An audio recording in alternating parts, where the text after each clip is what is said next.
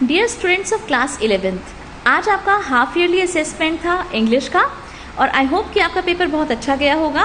आप क्यूरियस होंगे कि इनके करेक्ट आंसर्स क्या हैं, इसी के लिए आज के इस वीडियो में मैं आपके लिए लेकर आई हूँ सभी आंसर्स आज के एग्जाम के। तो जल्दी से आप इस आंसर की को देख लीजिए और टैली कर लीजिए कि आपके कितने आंसर्स जो हैं वो सही होने वाले हैं। देखिए, सबसे पहले MCQs थे 10, उनके ऑप्शंस में Lata can speak English well, can आ जाएगा, मॉडल भरना था। Dash you prosper in life, may you prosper in life और M कैपिटल भी कर देना। I daily read the Gita, okay, the आ जाएगा, गीता क्या है, गीता जो है वो एक स्क्रिप्चर है, होली बुक है। He is dash engineer, he is an engineer. अब फिफ्थ देखिए, who said these words as mentioned in the chapter the ailing planet, we have not inherited this earth, we have borrowed it from our children.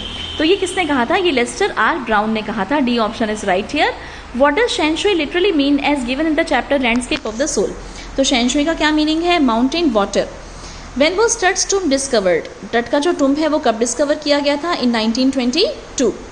What is the name of Rama Rao's niece in the story Ranga's marriage, तो Ranga's marriage वाले chapter में रामा राव की नीस का क्या नाम है जिससे कि रंगा की शादी होती है, Ratna.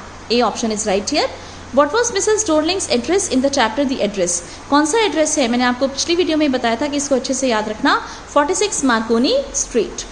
To which tribe the narrator and his cousin belonged in the story The Summer of the Beautiful White Horse, तो गैरोग्लैनियन ट्राइब थी वो, ओके। और इसके बाद आप देखिए, Samrat has been watching football since 5 o'clock, इसमें आपको वन वर्ड के हिसाब से ग्रामर है स्टार्टिंग में और उसके बाद फिर दूसरे क्वेश्चन हैं, तो हैज़ बीन वॉचिंग आ जाएगा, football since 5 o'clock। He always finds fault with others, finds आ जाएगा क्योंकि एक जैसे हैबिचुअल एक्शन है ऑलवेज के हिसाब से।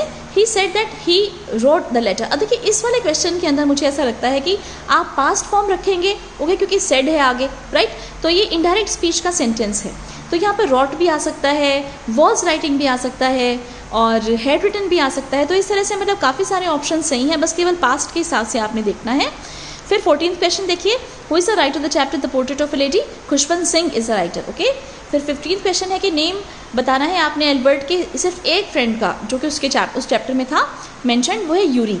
फिर देखिए 16th क्वेश्चन है, list the steps taken by the captain to check the flooding of water in the ship, कौन कौन से स्टेप्स फॉलो किए थे कैप्टन ने we are not afraid to die वाले चैप्टर में, कि जो वेव वॉकर के अंदर जो पानी आ रहा था उसको चेक करने के लिए।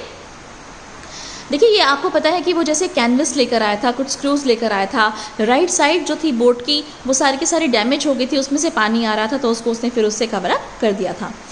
Y was Tut's body buried along with gilded treasure, तो टट की जो बॉडी है उसके साथ बहुत सारा गोल्ड दफनाया गया था, तो ऐसा क्यों था। 18th question, how does a writer describe his village in the chapter Ranga's marriage, तो होसाहल्ली के बारे में, ओके, जो है राइटर वो क्या बताता है इस चैप्टर में। What has the goldfinch been compared to in the poem The Laburnum Top and why, तो गोल्डफिंच जो है वो किस चीज़ से जो है कंपेयर की गई है इस पोएम के अंदर और क्यों, तो गोल्डफिंच जो है वो लिजर्ड से कंपेयर की गई है, आपको पता है, और क्यों, as sleek and alert and abrupt, okay, because it is as sleek as a lizard, alert and abrupt as well. Why do adults usually talk and preach of, what do, okay. अच्छा, ये जो था 20th question देखिए पहले, what has not changed over the years does this suggest something to you, photograph वाले poem में से है ये क्वेश्चन कि क्या चीज़ ऐसी है जो कभी भी काफ़ी टाइम से चेंज नहीं हुई, तो सी है ऐसा जो काफ़ी टाइम से चेंज नहीं हुई। ये हमें क्या सजेस्ट करता है कि नेचर जो है it is permanent but human beings are mortal, right. तो 21st क्वेश्चन जो है वो चाइल्डहुड वाली पोएम में से था कि what do adults usually talk and preach of, how do they differ in their actions, और चाइल्डहुड वाली पोएम जो है वो सितंबर तक के कोर्स के अंदर तो नहीं है, ओके, लेकिन फिर भी मैं आपको इसका आंसर बता देती हूँ कि एडल्ट्स जो है वो किस चीज़ के बारे में बात करते हैं, वो दरअसल ये जो चीज़ है वो हिपोक्रेटिसिज्म की ओर लेके जाती है हमें कि adults are of double standard, okay, they talk of love and preach of love but never act so lovingly, ये इसका करेक्ट आंसर है। फिर 22nd question, write down the character sketch of the grandmother portrait of lady, very easy and important, okay. Character sketch ही मैंने आपको बताया था कि इंपॉर्टेंट है मिसेस पियर्सन का और मिसेस फिट्जरल्ड का और ग्रैंड मदर का भी, बहुत अच्छे से शायद आपने किया होगा क्वेश्चन। और 23rd क्वेश्चन जो कि 5 नंबर का है, फिर से, you are Mohanlal living at 30 sector 29 Karnal, right an application for the post of manager in a bank, okay, या तो आपने एप्लीकेशन लिखनी है, अप्लाई करना है आपने मैनेजर की पोस्ट के लिए, और फिर उसके बाद या फिर आपने रिपोर्ट लिखनी है annual function of your school. I hope कि आपका पेपर बहुत अच्छा हुआ होगा और कैसा हुआ पेपर ज़रूर मेंशन करना कमेंट सेक्शन के अंदर। Wish you all the very best for your rest of the exams. Stay tuned to DS English for more such educational and informative videos. Bye bye for now.